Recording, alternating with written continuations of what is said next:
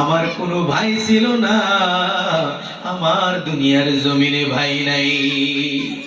যেই ভাই, দুই ভাই যদি কোন ঘরে যদি দুই ভাই থাকে, এক ভাই যদি কোনো জায়গায় ফেসে যায়, সঙ্গে সঙ্গে ব্লাডের যে টান আছে, রক্তের টানের তাড়নায় চলে যায়।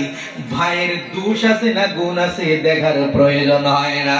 ভাইয়ের সম্মুখে লাঠি নিয়ে দাঁড়ায় যায়, অপরদেরকে প্রহার করে। সেই ভাই বলবে কিয়ামতের দিন আমার কোনো ভাই ছিল না।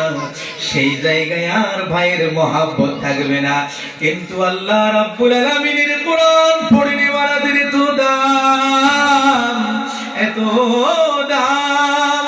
ওই যে আজকে যারা কোরআন পড়ে নেওয়ালাকে গালি দেয়, তারা শুনে নাও, জেনে নাও, এই কোরআন আল্লাহর ইজ্জত আল্লাহর কাছে এত বেশি। টাকা পয়সা আল্লাহর কাছে ইজ্জত হয় না, আল্লাহর কাছে অর্থ সম্পত্তি দিয়ে ইজ্জত হয় না। আল্লাহর কাছে সম্মান যে আল্লাহর কলিজার ভাষা, কলিজার আওয়াজ হলো আল কোরআন।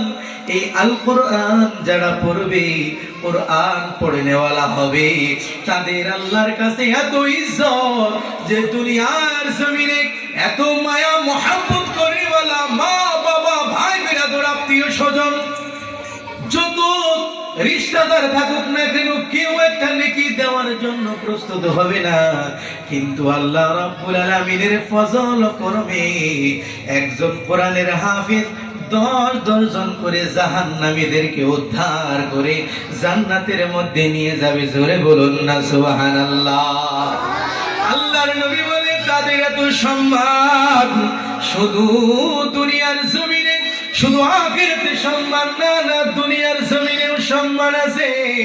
আল্লাহর নবী বলেন, ও দুনিয়ার মানুষেরা,